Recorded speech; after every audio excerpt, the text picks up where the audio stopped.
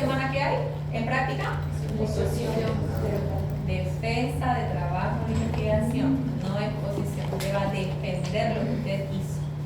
Diferente de una exposición, que no me vayan a hablar de exposición del tema que le tocó. No, es defensa de su trabajo. Así que usted va a explicar cómo lo llevó a cabo su trabajo de investigación, si hizo encuestas, si hizo algunas otras formas de novedades que haya encontrado sobre el tema que usted investigó. Eso lo va a ir a desarrollar la siguiente semana, ¿ya? Bien, en este tema entonces vamos a llevar a cabo todas estas actividades que comprenden en estas edades de los 5 a 12 años, donde vamos a evaluar el estado nutricional. Dentro de estas vamos a ver estas dos variantes, obesidad, desnutrición, pero también vamos a seguir viendo un poquito sobre las enfermedades respiratorias altas y bajas como las neumonías o las faringitis bacterianas, que principalmente son las patologías que se resaltan en estas edades.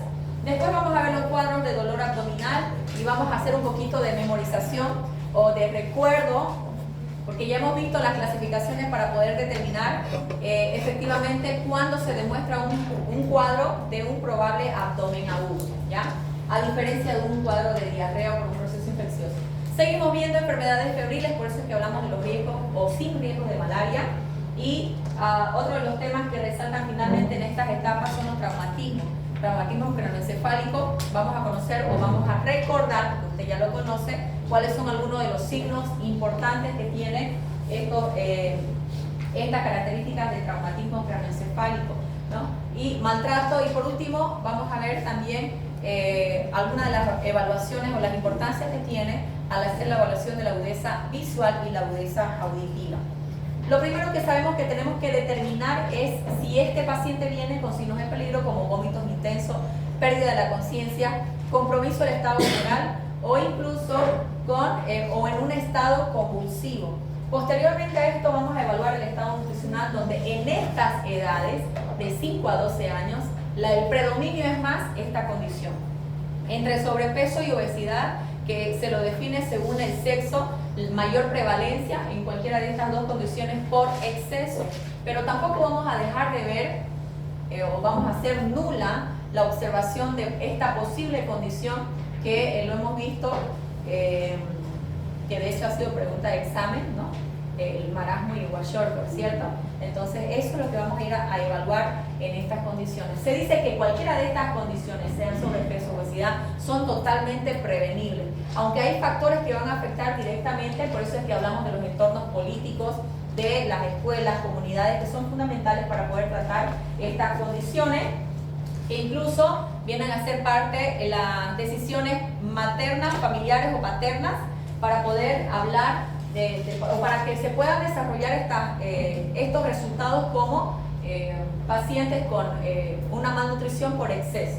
Entonces es así que estos alimentos, que preferentemente son alimentos de alto valor calórico, que son los alimentos que más se consumen, y las deficiencias o la poca actividad física son los problemas en las cuales o las causas más probables que van a desencadenar cualquiera de estos dos estados.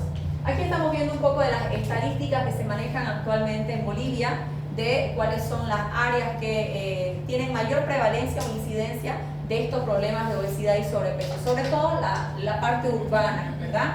Hoy en día estamos viendo que el área urbana, en un porcentaje de 39.3%, se desarrollan más estas causas de sobrepeso y obesidad en esta etapa infantil. Y así también entre otros departamentos que tienen mayor prevalencia a nivel Bolivia.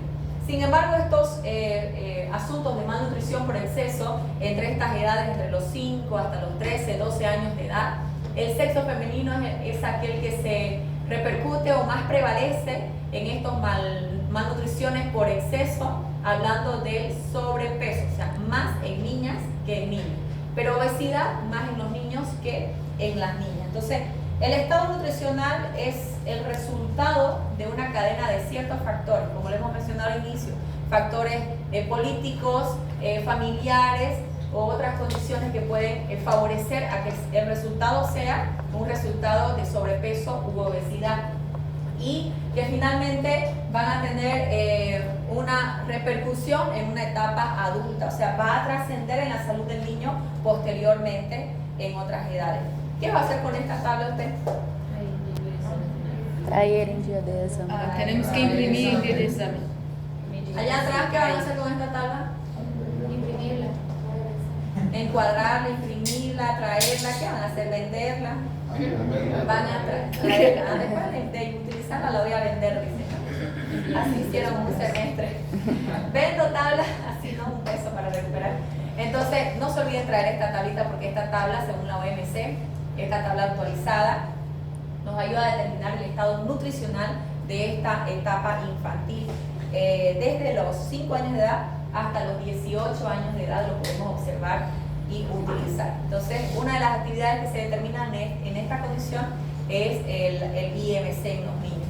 Entonces, aquí podemos ver una serie de clasificaciones que podemos observar como un bajo peso, una delgadez severa, moderada o una delgadez leve, pero también tenemos el otro polo, que es precisamente lo que se tiene que evaluar en el estado nutricional de estos niños.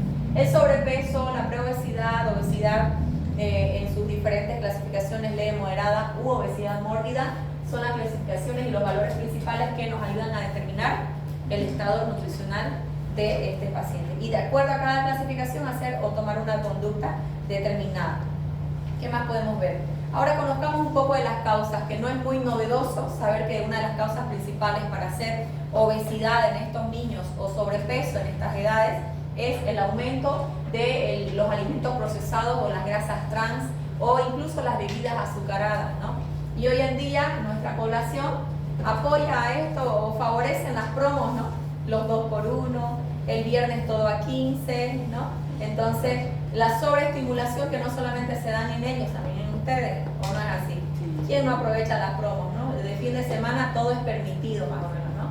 Entonces, imaginen los niños, por eso es que los niños se ven mucho más sobreestimulados. Si se ríen es porque ustedes cada fin de semana le echan, ¿no? La comida rápida, no le pelan ahí, pues.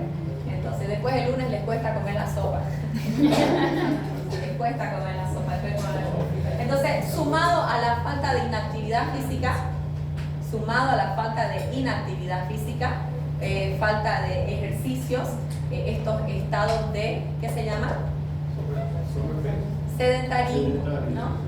Niños, imagínense, después de, ahora ni qué decir, en pandemia fue fatal, que después de comer se iban a la sala, echarse con el tablet, el iPad, el celular, o a clase, sentados, ¿no? Entonces todo el tiempo se paraban de un lado quizás a otro, pero estático, poca actividad física. Y eso efectivamente hoy se ve bastante, ¿no? Bastante. Ahora compare cómo fue su infancia. Una infancia extrema, ¿no? Entonces, una infancia en la calle, ¿no?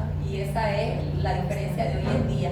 Además de que los cambios políticos, sociales que hoy en día tenemos son muy diferentes a los anteriores, ¿no? Hay mayor peligro en las calles hoy en día, pero es importante. Por eso es que si hablamos del factor político, se da cuenta usted que hoy en día, por eso es que usted puede ver que los parques autonómicos están precisamente estructurados para favorecer y evitar el sedentarismo desde los niños. Entonces, un asunto que llama bastante la atención para los niños son los parques recreativos, ¿no? De fútbol, voleibol y de otros deportes que pueden ser practicados para evitar estas condiciones y que esta situación justamente va a repercutir en el futuro. Pero también la condición materna perinatal. Ahí va la pregunta. ¿Cuánto es la ganancia de peso que debería ganar una mujer en etapa de gestación? Ahora sí, más de 200. Ahora sí, ¿cuánto es? No más de cuánto, ni menos de 200. ¿Y por qué no respondieron así? Eu me olvidei. Eu hice a conta, doutora. Essa conta que eu vi foi Varios aprovecharon, he isso. visto varios 13, me gustó porque han aprovechado. Y yo les dije, segundo parcial tienen la última chance, porque examen final no lo cuentan. Eu era 3 também, que eu marquei a 7 e eu marquei a... Entonces, las condiciones maternas perinatales sobre el asunto de la ganancia del peso en el último trimestre de embarazo cuentan, pues, ¿no? Como resultado podemos tener un bebé macrosómico o incluso un bebé con deficiencia en el peso, y eso lo vamos a ver en otra de las causas de la desnutrición infantil.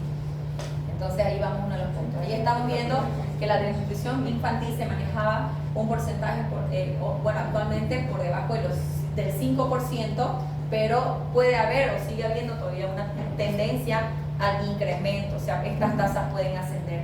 Por eso es que dentro del valor, el indicador ideal para la desnutrición, que como lo hemos visto en etapas anteriores, sobre la desnutrición crónica, es la talla baja para la edad. Porque en Bolivia, a causa de vamos a conocer enseguida factores sociales que van a afectar directamente a esta condición o estado de desnutrición, o sea, deficiencia. ¿Cuáles pueden ser otros motivos por los cuales un niño no se alimenta adecuadamente bien? No solamente por las condiciones políticas o familiares, ¿no? La falta de recursos, por ejemplo, es uno de los factores sociales que intervienen directamente con la desnutrición infantil. Por eso es que vemos estas tasas y pueden ir a incremento todavía, ¿no? Entonces, por eso es que tenemos mayor prevalencia en las desnutriciones crónicas, que efectivamente dijimos que el percentil ideal para evaluar la desnutrición, ¿cuál es? Una vez más, ¿no es? En esta presentación. La anterior la veíamos claramente que hay diferentes percentiles que hay que evaluar, pero el indicador ideal era 1, ¿no es? Entonces, ese era la talla para la edad. Entonces, hay una reducción que es un logro, efectivamente, sobre este tema, sí hay, pero todavía se sigue luchando con estas condiciones. Por eso es que se crean programas de salud para la atención del niño. Por eso es que cuando existen los programas de desnutrición cero, programas de las actividades del control del niño sano, es justamente para evaluar y descartar estas condiciones y mejorar estos aspectos. Entonces, una desnutrición infantil es como resultado, es una enfermedad que aparece como resultado del consumo insuficiente de la cantidad y la calidad de los alimentos que este niño puede haber ingerido. Y como consecuencia, ¿qué vamos a ver? Las enfermedades lo atacan rápidamente a este niño, ¿no? Rápidamente. Vamos a conocer también este tipo de clasificación sobre este asunto de desnutrición en los niños. Y aquí tenemos también las principales causas de desnutrición infantil. Así como hemos visto las principales causas de obesidad o sobrepeso en el niño, también tenemos que conocer cuáles son las principales causas de desnutrición infantil. En primer lugar, bajo peso, dice, en la madre durante el embarazo. Entonces, ahora con mayor razón entiende por qué es importante evaluar el peso, sobre todo y al final del embarazo, en esta última etapa o en este último trimestre. O sea que la ganancia del peso por debajo de los 200 o menor a los 200 va a estar directamente relacionado y afectándose como resultado de el niño al nacer, ¿no? Entonces, otra de ellas es el bajo peso y la talla baja en los niños al nacer, que ese estado repercute directamente. La ausencia de la lactancia materna o la interrupción de esta también afecta directamente a estos niños. Por eso es que no es aconsejable hacer o evitar una lactancia materna menor a los 6 meses de edad, ¿no? Entonces, es importante tomar estas prácticas. La alimentación complementaria también, ¿no? Por eso es que se agrega dentro de las actividades nutricionales el programa nutricional que se le otorga al niño a partir de los 6 meses de edad de manera gratuita. Entonces, todos los niños, para poder evitar estas condiciones o malnutriciones, son programas que se va a desarrollar en beneficio y favor de estos niños. De esa manera, evitar la presencia de recurrentes infecciones respiratorias, intestinales, sobre todo los cuadros respiratorios virales que pueden estar presentes consecutivamente en esta etapa o en las etapas anteriores, y que aquí en esta etapa en adelante van a repercutir en cuadros que enseguida les voy a mostrar el por qué. Ahí estamos viendo entonces los factores sociales. Los factores sociales que van desde los bajos ingresos económicos.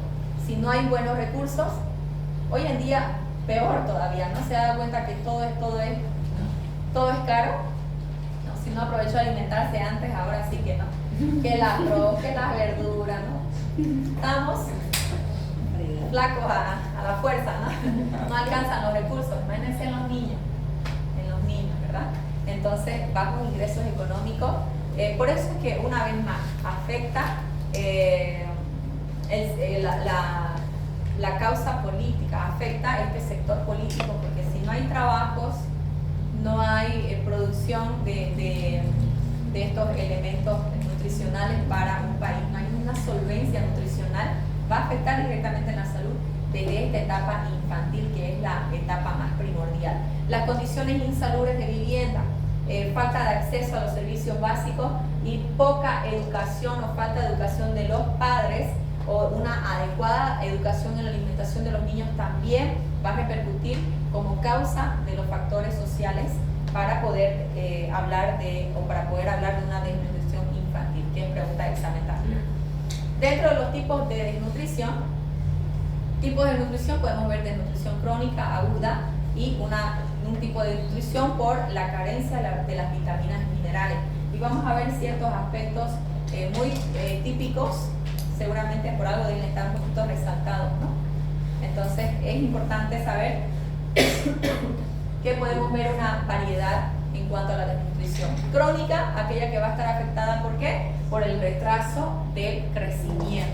Entonces todo niño que mantuvo un peso bajo para la edad y para la talla por un periodo largo de tiempo, porque es crónico, va a verse afectado la talla baja, ¿no? Ahora, si es agudo, dice que el peso va a estar inferior al que debería tener para su estatura. O sea, se va a ver afectado el peso, pero en una etapa aguda. Entonces, ¿no? Si es crónica, ahí se va a ver mucho más afectado no solo el peso, sino la talla. No va a crecer este niño. Entonces, es importante reconocer estas dos condiciones. En cuanto a las carencias de vitaminas y minerales, se las conoce como el hambre oculta por la falta de micronutrientes, y esta se va a manifestar, por ejemplo, niños que son propensos a las infecciones respiratorias, se ve evidentemente que hay una carencia por la vitamina A. Lo mismo sucede cuando hay una carencia, una deficiencia de hierro, van a ser niños que se les dificulte el aprendizaje, ¿no? La memorización. Bueno, después de este estado nutricional también seguimos viendo las infecciones respiratorias, altas y bajas. Uno de los ejemplos, aquí lo vamos a conocer como las faringoamidalitis. ¿Cómo las reconoce usted? Odinofagia, fiebre, ¿no? En el niño incluso se puede evidenciar la ausencia del apetito, el dolor al pasar los alimentos, eso significa la odinofagia. Entonces, al examen físico usted va a observar que puede presentarse cualquiera de estas dos características, con placas blanquecinas o con petequias puntilladas, ¿no? Unas amígdalas eritematosas, y esta condición efectivamente debe ser tratada. Es muy típica, dice, entre las edades 4 y 8 años de edad. Entonces hay enfermedades que son muy frecuentes de acuerdo a la edad. Esta faringoamidalitis en un neonato no hay, ¿no? Entonces hay enfermedades que son muy frecuentes o típicas para la edad. Penicilina benzatínica según el kilogramo peso para el paciente, son las formas de tratar estas enfermedades. Pero las famosas neumonías. Ahora, cuando nos adentramos a hablar de las neumonías, siempre hay que evaluar si viene acompañado con la presencia de sibilancia. ¿No ves? Sibilancia. ¿Por qué? Ahora mismo lo vamos a entender un poco mejor. Entonces, estas son causadas por una inflamación a nivel de los pulmones, que es provocada, dice, por la acumulación de un líquido, ¿no? Entonces, en estos sacos alveolares. Entonces, estos síntomas pueden presentarse de manera repentina, o pueden también presentarse después de un problema de salud o un resfriado. ¿Cómo cursa la enfermedad? Los síntomas: fiebre, tos, dificultad respiratoria, sibilancia o incluso dolor de pecho. Ahora, cualquiera sea, dice, el mecanismo patogénico, las infecciones virales, estamos hablando de aquellas infecciones virales que repercuten incluso antes de los 5 años de edad, son factores que nos van a aumentar la probabilidad de desarrollar un asma.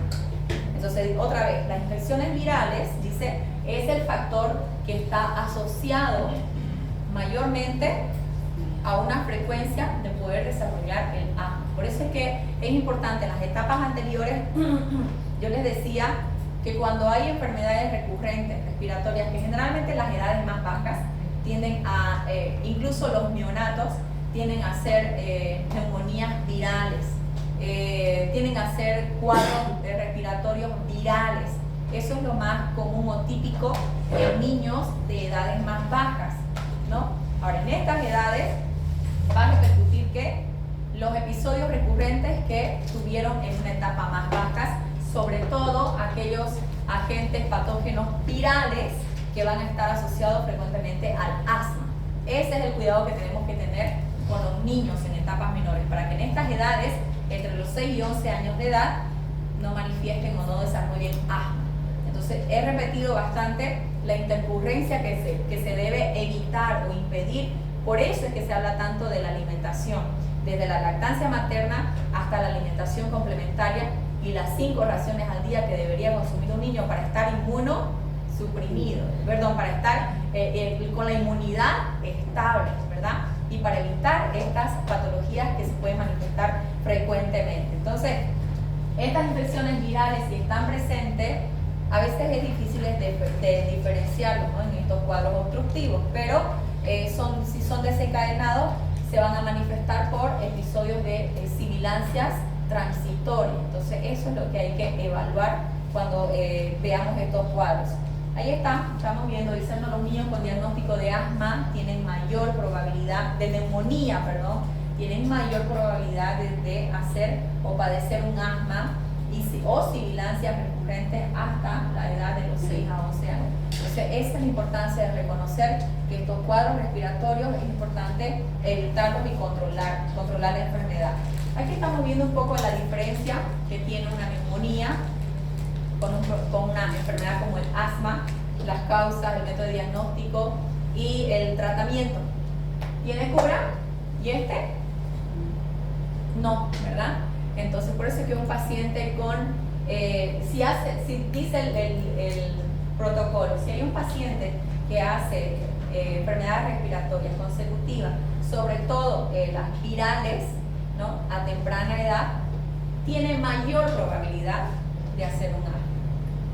O sea, de establecerse un asma en las edades de 6 a 11 años, ya va a estar presente. Entonces, para el diagnóstico de asma, usted tiene que evaluar el periodo de intercurrencia, ¿verdad? Entonces, este periodo de intercurrencia no es de 2 meses, 3 meses, es mayor a los 3 años. Entonces, ese es el cuidado que se debe tomar en cuenta. Ya conocemos cuáles son las causas bacterianas virales, los métodos de diagnóstico, la clínica, los métodos de diagnóstico por imagen también, tratamiento con antibiótico, generalmente está ocasionado la lesión en el parénquima pulmonar, a diferencia de un asma bronquial, se debe a una inflamación que produce una hiperreactividad, como los alergenos o los agentes químicos también, y las causas que pueden ser genéticas o pueden ser ambientales también, por cambios ambientales. Dentro de los diagnósticos, usted sabe que se hace una espirometría, pero el tratamiento cura no existe. Sin embargo, hay tratamientos como los broncodilatadores que se pueden manejar y controlar el asma, ¿no? Bueno, ahora veamos otra de las causas más prevalentes, como son los cuadros abdominales. Ahora, yo les pregunto antes de ir a todo esto, como ya hemos visto la práctica y también hemos dado examen de este tema, ¿o no? ¿No todavía? ¿No? ¿No? Ah, ya. Pero ya hemos pasado clase práctica y es suficiente con eso. Entonces, ¿cómo usted puede distinguir o cómo usted puede llegar a ver a un paciente que viene a la consulta o a la urgencia por un cuadro de dolor abdominal? ¿Qué es lo que tiene que evaluar para poder clasificar si es un dolor abdominal por un probable abdomen agudo o si es un dolor abdominal por un proceso infeccioso? ¿Cómo va a determinar a cuál de las dos posibilidades? ¿Cómo lo va a distinguir?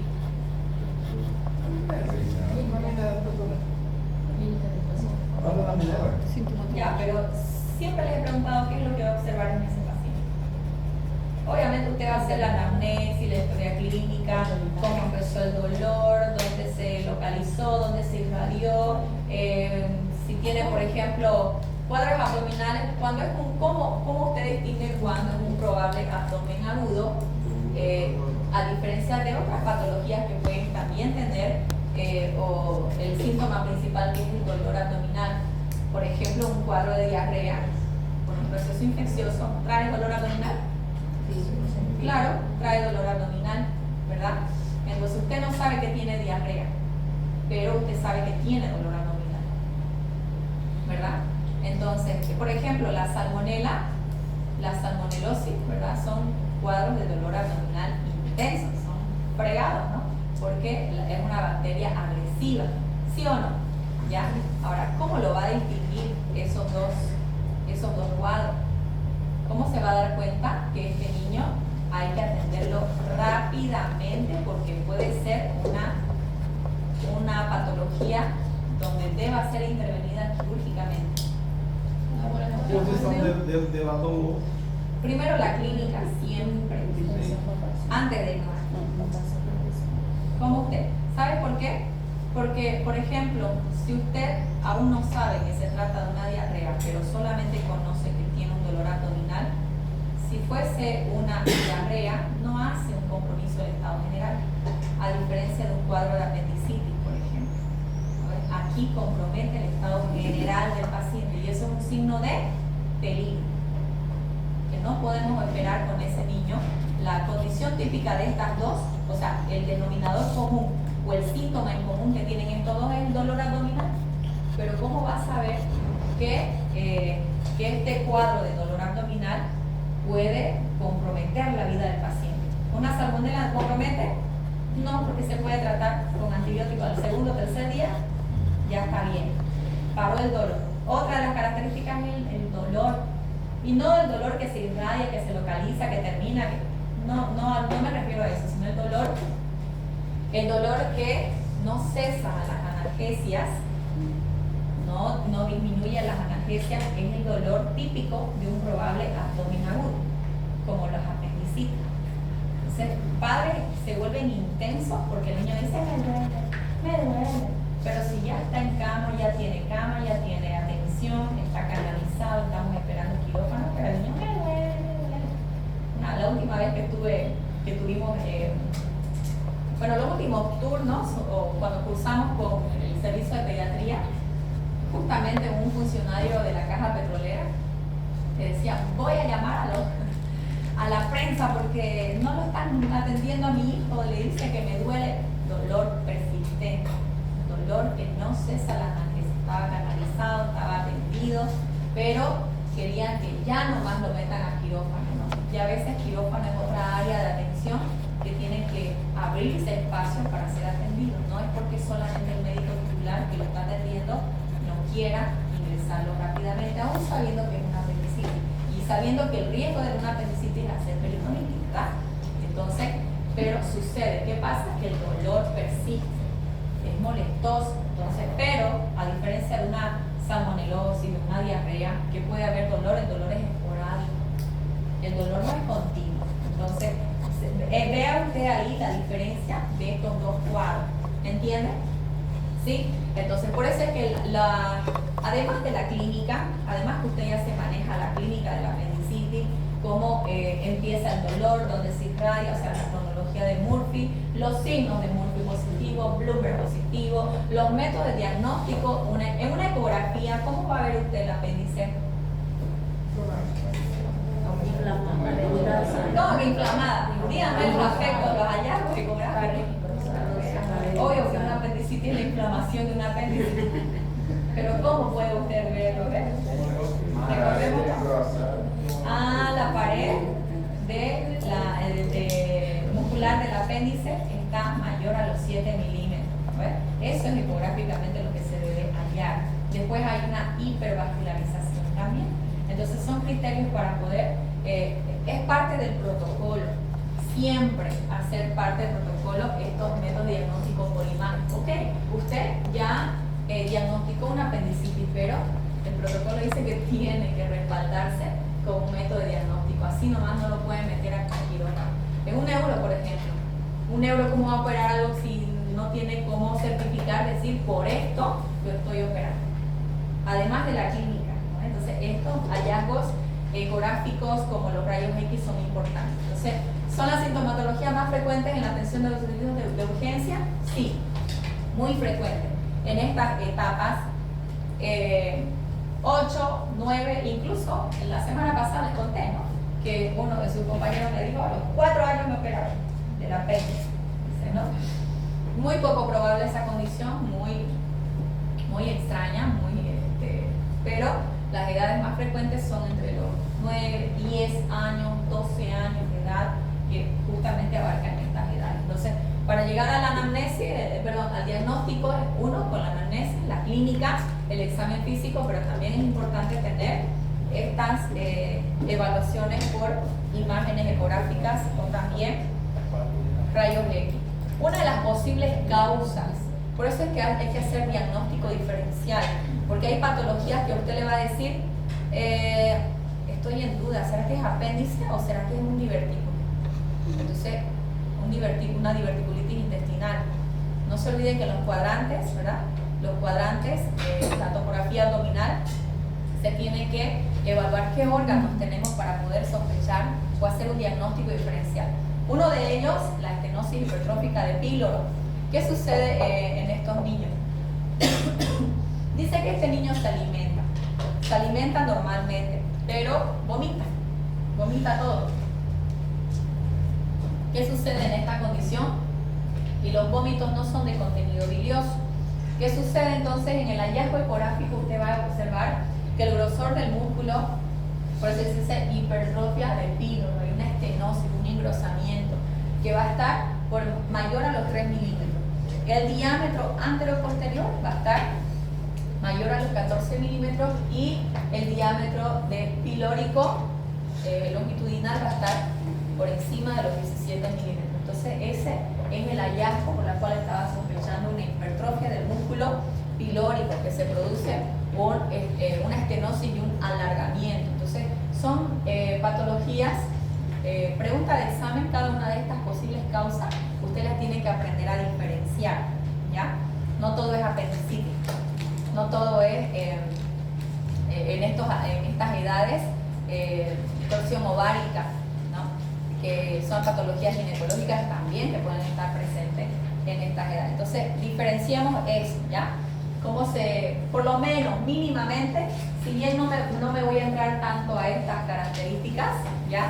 Pero mínimamente usted tiene que reconocer cómo es una estenosis hipertrófica de píloro, que son las posibles causas de un probable abdomen agudo. Entonces, ¿qué más? Ahí está la apendicitis, ya usted se lo sabe, lo maneja, cuál es la cronología, pero ahí está, hemos visto hace un momento que entre los hallazgos ecográficos usted tiene que encontrar, ¿qué dice? La pared muscular del apéndice aumentada de tamaño. Eso es lo que le va a dar el criterio de una apendicitis, de una hipervascularización. Otro, invaginación intestinal. Como ustedes ven en la imagen, es una porción del intestino que se introduce en el mismo intestino. Esto provoca un dolor abdominal tipo cólico muy fuerte porque hay una falta de irrigación. Entonces, eso es lo que produce el dolor. Otra de las características es que este puede venir acompañado de estas heces en jalea de grosella. Por lo menos en un 20-40% de los pacientes pueden manifestar estas características. Ahora, fíjense aquí, paciente presentándose el niño con piernas encogidas, palidez. ¿Y cómo es un niño con apendicitis? Me duele, dice, ¿no? Me duele y está un poco encogido ahí, ¿verdad? Entonces usted, como médico, no solamente va a evaluar la clínica, sino que va a observar. Por eso siempre les digo, ¿qué es lo que va a observar? ¿Cómo lo va a recibir? Eso es lo que usted ya tiene que empezar a sospechar. Aquí, teóricamente, en la universidad siempre nos enseñan teórico. Pero muy pocas veces nos enfocamos a cómo lo vas a ver al niño, cómo lo vas a ver al paciente. Ya en hospital te entrenas porque lo ves a los pacientes. Por eso es que en algún momento quizás les dije, cuando estén en el servicio de medicina interna, tras que vean el ingreso de un paciente hecho bolsa, le decíamos nosotros, porque realmente la diabetes con una insuficiencia renal crónica, paciente típico de paciente renal, entonces está muy descompuesto, porque la enfermedad lo desgasta así. Entonces usted lo observa y al observar ya identificó qué patología es. Así, tal cual. Entonces esa es la característica. Ecográficamente vamos a buscar en la prueba de imagen que efectivamente hay una invaginación. Entonces en este caso vamos a hacer el tratamiento de reducción no quirúrgica mediante un enema hidrostático y control ecográfico. Divertículo de Merkel es otra de las causas, ¿no?, que se van a manifestar por los sacos que se pueden reventar. Por eso es que podemos tener sangrado rectal y otras obstrucciones intestinales de la diverticulitis. Generalmente esta condición se da en niños mayores de edad y se refiere a mayores de edad entre 10, 12 años de edad, no tanto así los menores que de este rango que estamos hablando, ¿no? Puede simular un cuadro de apendicitis, ahí está, ¿ves? Entonces, en todos los cuadrantes tenemos una porción del intestino, entonces no nos olvidemos de hacer un diagnóstico diferencial con este cuadro de diverticulitis, ¿no? ¿Qué más? Y entre otras obstrucciones también podemos tener, ¿qué se llama esto? ¿Qué ven? No se ve tan bien acá. La computadora se ve mucho mejor. ¿Qué dice? Vólvulo, miren. Aquí está. Es una transposición, o sea, se produce cuando la raíz mesentérica es muy estrecha y es una malrotación de los intestinos. Cuando debería estar en esta posición, está al otro lado, ¿no? Está invertido. Entonces, esa es una de las causas que puede provocarse como una obstrucción intestinal. Y entre otras las que ya hemos mencionado ya. Y no se olviden que la prueba de elección son las ecografías, ¿no? Bien, por último, en estos cuadros también podemos ver las patologías ginecológicas como la torsión ovárica, que son tratamientos quirúrgicos de urgencia en estas pacientes, ¿no? Entonces, ¿cómo se observa ecográficamente? Aumentado de tamaño el ovario, mayor a los 5 centímetros. Entonces, estos hallazgos son muy importantes. Dolor, fosa ilíaca derecha. Ahí está otro diagnóstico diferencial, ¿no?, con respecto a las apendicitis. Bien, después vemos los cuadros de diarrea, como ya hemos mencionado. No hay un compromiso, no debería haber un compromiso del estado general, a diferencia de estos cuadros anteriores, ¿no? La respuesta, o sea, la evaluación, la observación en el paciente es totalmente diferente a esta. Esta, sin embargo, sabemos todos que puede venir acompañada de deshidratación, ¿verdad? Por eso es que hacemos los tipos de planes de deshidratación. Y usted también se va a dar cuenta cuando un niño viene por dolor abdominal. También lo puede observar que está deshidratado, ¿no? Entonces, esa es otra de las diferencias. Fiebre con riesgo de zona endémica y traumatismo craneoencefálico.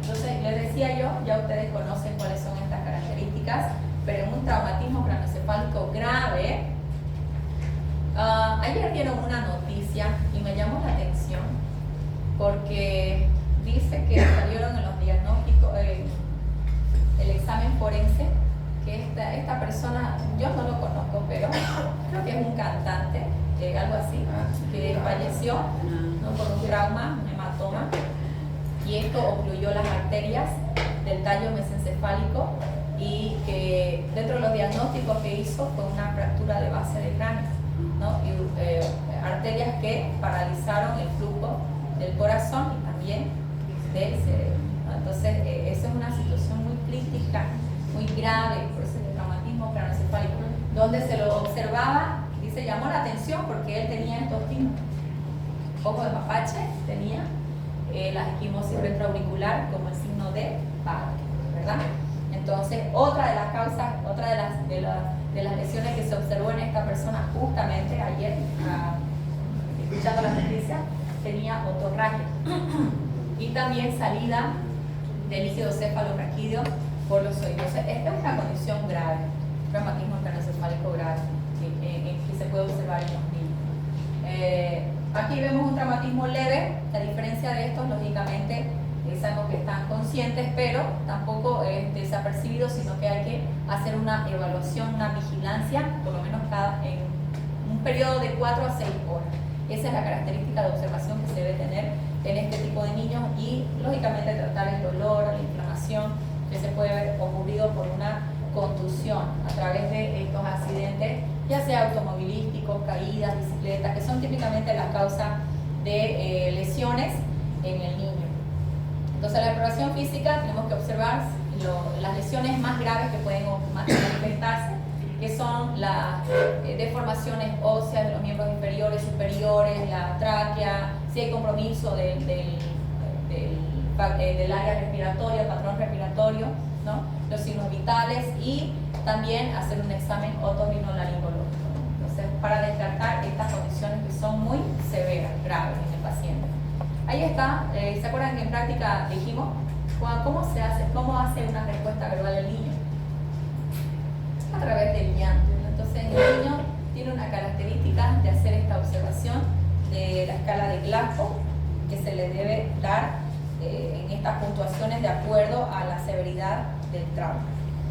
Bien, casi terminando ya con este tema, tenemos que evaluar algunas características de posibles maltratos, que como hemos visto en los cuadros anteriores y edades anteriores también, que son frecuentes o que se pueden dar, cuando es indicadores físicos, efectivamente va a demostrar que hay una lesión por golpes, mordeduras, equimosis o moretones, o dificultad para andar, intoxicaciones, etcétera, ¿no?